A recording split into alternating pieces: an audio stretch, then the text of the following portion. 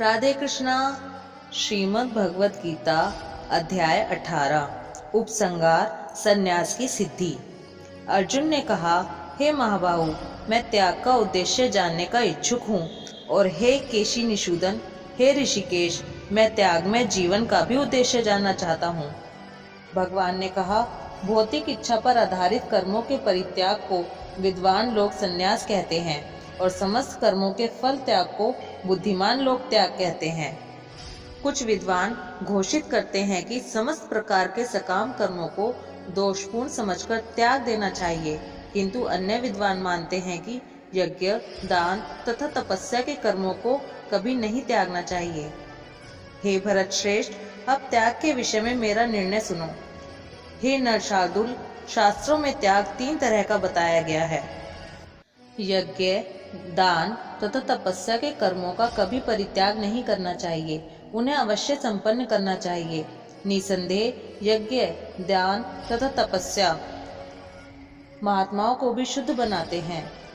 इन सारे कार्यों को किसी प्रकार की आसक्ति या फल की आशा के बिना संपन्न करना चाहिए। हे प्रथापुत्र, इन्हें कर्तव्य मानकर संपन्न किया जाना चाहिए। यही मेरा अंतिम मत है। निर्दिष्ट कर्तव्यों को कभी नहीं त्यागना चाहिए। यदि कोई मोहवश अपने नियत कर्मों का परित्याग कर देता है तो ऐसे त्याग को तामसी कहा जाता है।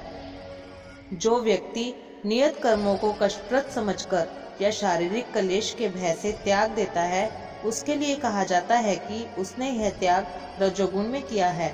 ऐसा करने से कभी त्याग का उच्च फल प्राप्त नहीं होता।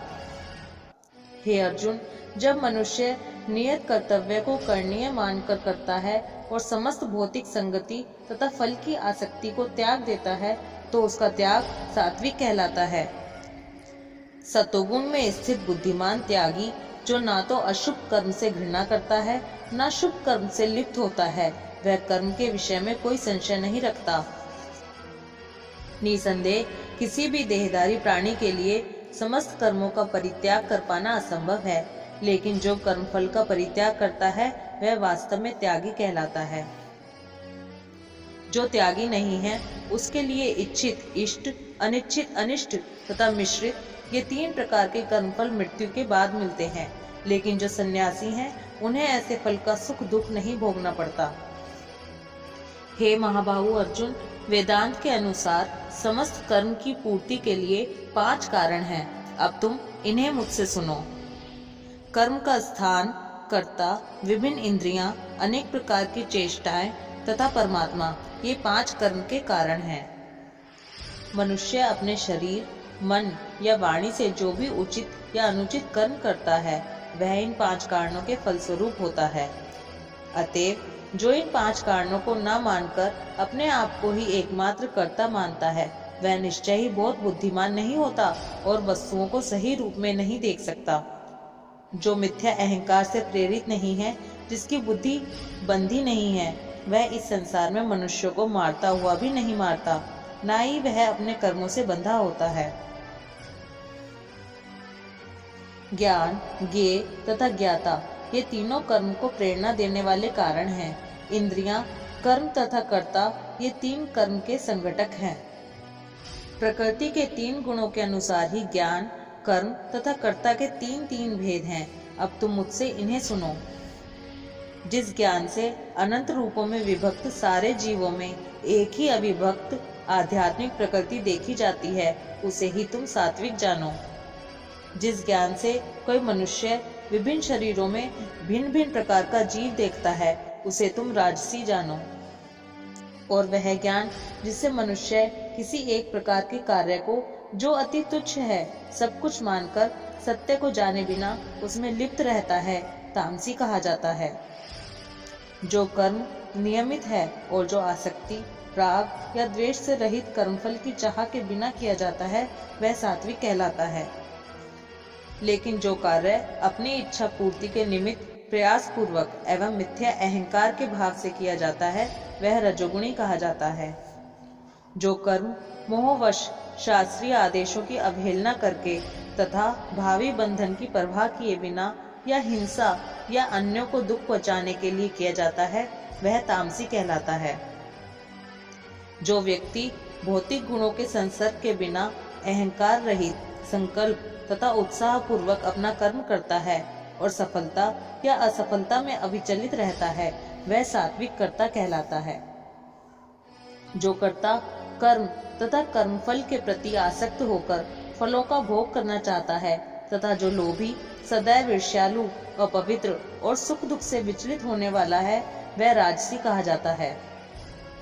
जो कर्ता सदा शास्त्रों के आदेशों के विरुद्ध कार्य करता रहता है, जो भौतिकवादी, हठी, कपटी तथा अन्यों का अपमान करने में पटु है तथा जो आलसी, सदैव खिन्न तथा काम करने में दीर्घसूत्री है, वह तमोगुणी कहलाता है।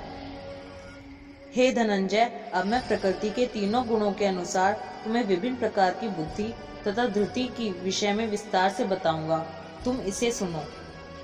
हे प्रथापुत्र, वह बुद्धि सतोगुणी है जिसके द्वारा मनुष्य यह जानता है कि क्या करणीय है और क्या नहीं है, किससे डरना चाहिए और किससे नहीं, क्या बांधने वाला है और क्या मुक्ति देने वाला है। हे प्रथापुत्र, जो बुद्धि धर्म तथा अधर्म, करणीय तथा अकरणीय कर्म में भेद नहीं कर पाती, वह राजसी है। जो बुद्धि मोह तथा अंधकार के वशीभूत होकर अधर्म को धर्म और धर्म को अधर्म मानती है और सदैव विपरीत दिशा में प्रयत्न करती है, हे पार्थ, वह तामसी है। हे प्रथापुत्र, जो अटूट है, जिसे योगाभ्यास द्वारा अचल रहकर धारण किया जाता है और जो इस प्रकार मन, प्राण तथा इंद्रियों के कार्यकलापों को वश में रखती है, वह धृति सात्विक है। लेकिन हे अर्जुन, जिस धृति से मनुष्य धर्म, अर्थ तथा काम के फलों में लिप्त बना रहता है, वह राजसी है। हे पार्थ, जो धृति स्वप्न, भय, शोक, विषाद तथा मोह के परे नहीं जाती, ऐसी दुर्बुद्धिपूर्ण धृति तामसी है। हे भरत श्रेष्ठ, अब मुझसे 3 प्रकार के सुखों के विषय में सुनो, जिनके द्वारा बद्ध जीव भोग करता है और जिसके द्वारा कभी कभी दुखों का अंत हो जाता है। जो प्रारंभ में विष जैसा लगता है लेकिन अंत में अमृत के समान है और जो मनुष्य में आत्म साक्षात्कार जगाता है, वह सात्विक सुख कहलाता है। जो सुख इंद्रियों द्वारा उनके विषयों के संसर्ग से प्राप्त होता है और जो प्रारंभ में अमृत तुल्य तथा अंत में विष तुल्य लगता है, वह रजोगुणी कहलाता है। तथा जो सुख आत्म साक्षात्कार के प्रति अंधा है, जो प्रारंभ से लेकर अंत तक मोह कारक है और जो निद्रा, आलस्य तथा मोह से उत्पन्न होता है, वह तामसी कहलाता है। इस लोक में, स्वर्ग लोकों में या देवताओं के मध्य में कोई भी ऐसा व्यक्ति विद्यमान नहीं है जो प्रकृति के 3 गुणों से मुक्त हो। हे परंतप, ब्राह्मणों, क्षत्रियों, वैश्यों तथा शूद्रों में प्रकृति के गुणों के अनुसार उनके स्वभाव द्वारा उत्पन्न गुणों के द्वारा भेद किया जाता है। शांति प्रियता, आत्म संयम, तपस्या, पवित्रता, सहिष्णुता, सत्यनिष्ठा, ज्ञान, विज्ञान तथा धार्मिकता, ये सारे स्वाभाविक गुण हैं जिनके द्वारा ब्रह्मांड कर्म करते हैं। वीरता, शक्ति, संकल्प, दक्षता, युद्ध में धैर्य, उदारता तथा नेतृत्व, ये क्षत्रियों के स्वाभाविक गुण हैं। कृषि करना, गोरक्षा तथा व्यापार वैश्यों के स्वाभाविक कर्म हैं और शूद्रों का कर्म श्रम तथा अन्यों की सेवा करना है। अपने अपने कर्म के गुणों का पालन करते हुए प्रत्येक व्यक्ति सिद्ध हो सकता है। अब तुम मुझसे सुनो कि यह किस प्रकार किया जा सकता है।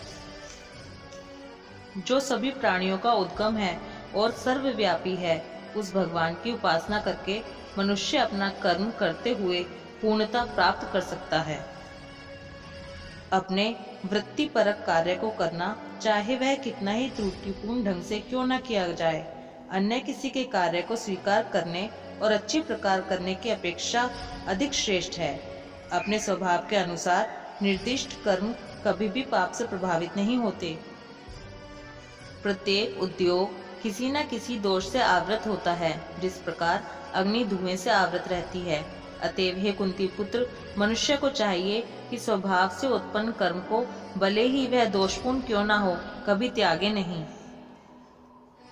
जो आत्म संयमी तथा अनासक्त है एवं जो समस्त भौतिक भोगों की परवाह नहीं करता, वह संन्यास के अभ्यास द्वारा कर्मफल से मुक्ति की सर्वोच्च सिद्ध अवस्था प्राप्त कर सकता है। हे कुंती पुत्र, जिस तरह इस सिद्धि को प्राप्त हुआ व्यक्ति परम सिद्धावस्था अर्थात ब्रह्मा को, जो सर्वोच्च ज्ञान की अवस्था है, प्राप्त करता है, उसका मैं संक्षेप में तुमसे वर्णन करूंगा, उसे तुम जानो।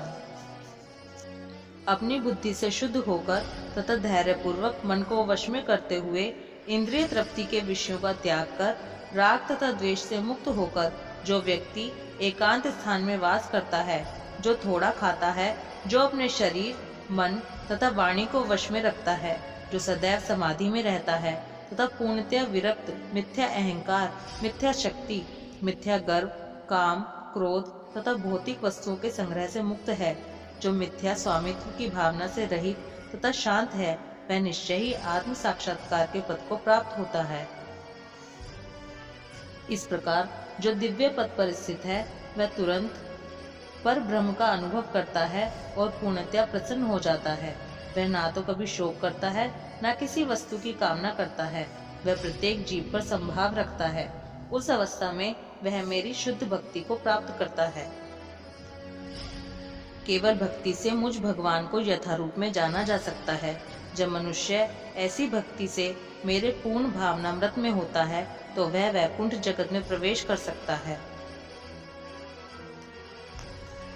मेरा शुद्ध भक्त मेरे संरक्षण में समस्त प्रकार के कार्यों में संलग्न रहकर भी मेरी कृपा से नित्य तथा अविनाशी धाम को प्राप्त होता है।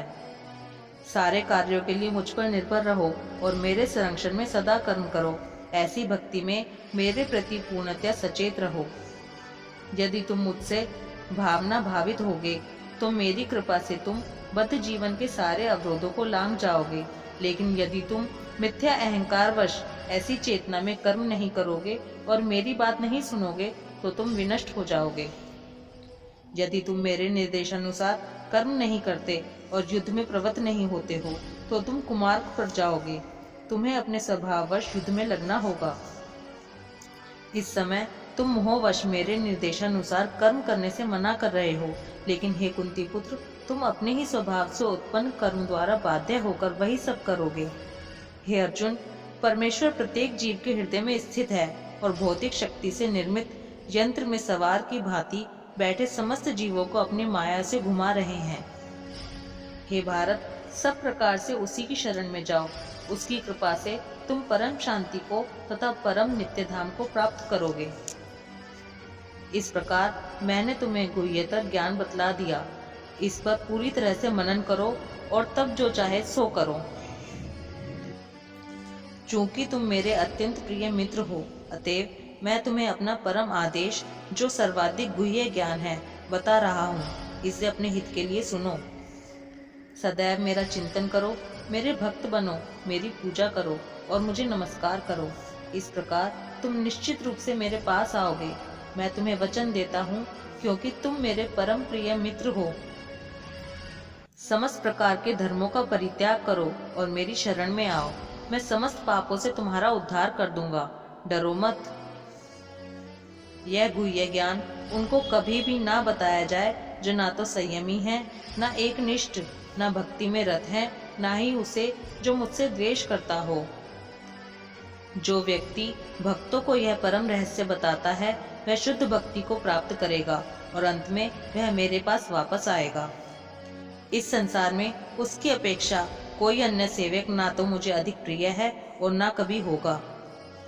और मैं घोषित करता हूँ कि जो हमारे इस पवित्र संवाद का अध्ययन करता है, वह अपनी बुद्धि से मेरी पूजा करता है, और जो श्रद्धा समेत तथा द्वेष रहित होकर इसे सुनता है, वह सारे पापों से मुक्त हो जाता है और उन शुभ लोकों को प्राप्त होता है जहाँ पुण्य आत्माएं निवास करती हैं।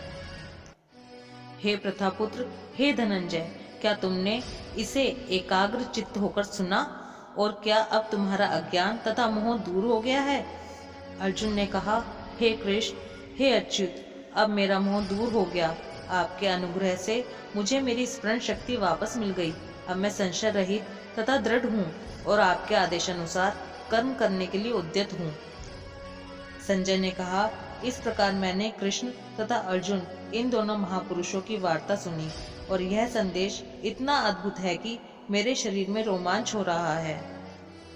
व्यास की कृपा से मैंने ये परम गुह्य बातें साक्षात योगेश्वर कृष्ण के मुख से अर्जुन के प्रति कही जाती हुई सुनी। हे राजन, जब मैं कृष्ण तथा अर्जुन के मध्य हुई इस आश्चर्यजनक तथा पवित्र वार्ता का बारंबार स्मरण करता हूँ तो प्रति क्षण आह्लाद से गदगद हो उठता हूँ। हे राजन, भगवान कृष्ण के अद्भुत रूप का स्मरण करते ही मैं अधिकाधिक आश्चर्यचकित होता हूँ और पुनः पुनः हर्षित होता हूँ। जहाँ योगेश्वर कृष्ण है और जहाँ परम धनुर्धर अर्जुन है, वही ऐश्वर्य, विजय, अलौकिक शक्ति तथा नीति भी निश्चित रूप से रहती है, ऐसा मेरा मत है। इस प्रकार श्रीमद् भगवत गीता के 18वें अध्याय उपसंहार संन्यास की सिद्धि का भक्ति वेदांत तात्पर्य पूर्ण हुआ। राधे कृष्णा।